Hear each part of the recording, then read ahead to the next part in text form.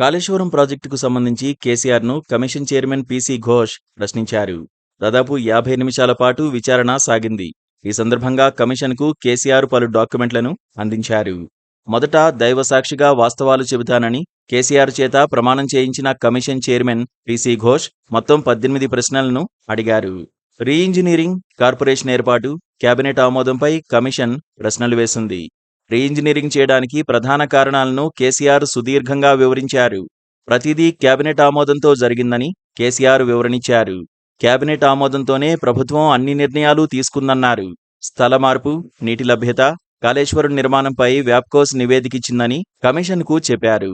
Life line Kaleshwaram పుస్తకాన్ని కమిషన్కు అందజేశారు.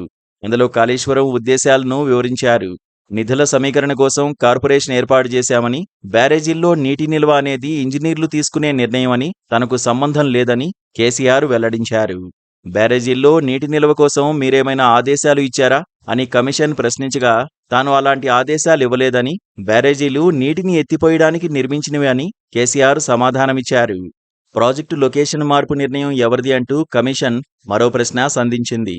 లొకేషన్ ఎందుకు మార్చాల్సి వచ్చిందో కేసీఆర్ సుదీర్ఘంగా వివరించారు. సిడబ్ల్యూసి తుమ్మిడిహట్టి వద్ద నీటి లభ్యత లేదని చెప్పిందని, వ్యాప్కోస్ సర్వే చేసి నివేదిక ఇచ్చిందని అన్నారు. టెక్నికల్ టీం 3 బ్యారేజీలు నిర్మించాలని చెప్పిందన్నారు. తుమ్మిడిహట్టి వద్ద ప్రాజెక్టు నిర్మాణానికి మహారాష్ట్ర అంగీకరించలేదని చెప్పారు.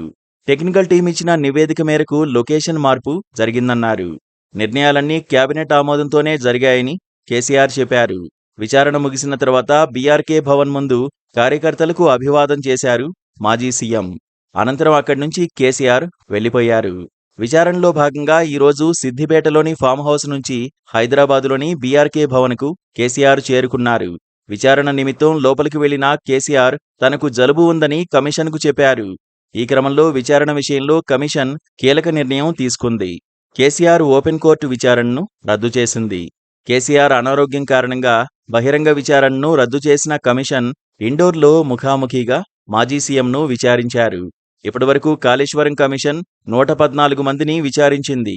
కేసీఆర్ 115వ వారు. దీంతో విచారణ ముగిసింది. త్వరలో నివేదిక వెలువడే అవకాశం ఉంది. కాళేశ్వరం కమిషన్ విచారణ ముగిసిన తర్వాత కేసీఆర్ నేరుగా యశోద ఆసుపత్రికి బయలుదేరి వెళ్లారు.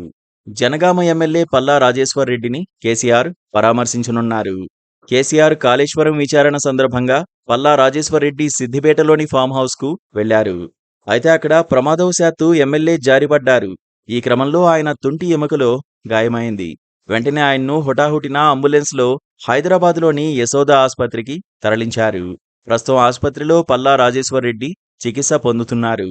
కేటీఆర్ మాట్లాడుతూ, కాళేశ్వరం తెలంగాణలో కాకుండా ఇంకెక్కడ కట్టినా కేసీఆర్కు అత్యున్నత పురస్కారం దక్కేదన్నారు. చిల్లర రాజకీయాలు చేసే పార్టీలు ఉన్నచోట కాకుండా ఇంకెక్కడైనా కడితే గొప్ప గౌరవం దక్కేదన్నారు.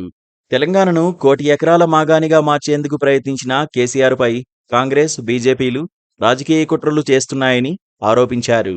కమిషన్ విచారణలో నిజాలన్నీ నిగ్గు తేలుతాయన్న కేటీఆర్ ఈ పార్టీలకు ప్రజలు తగిన బుద్ధి చెబుతారని స్పష్టం చేశారు. Please subscribe to KTV Telugu. KTV Telugu. KTV Telugu channel.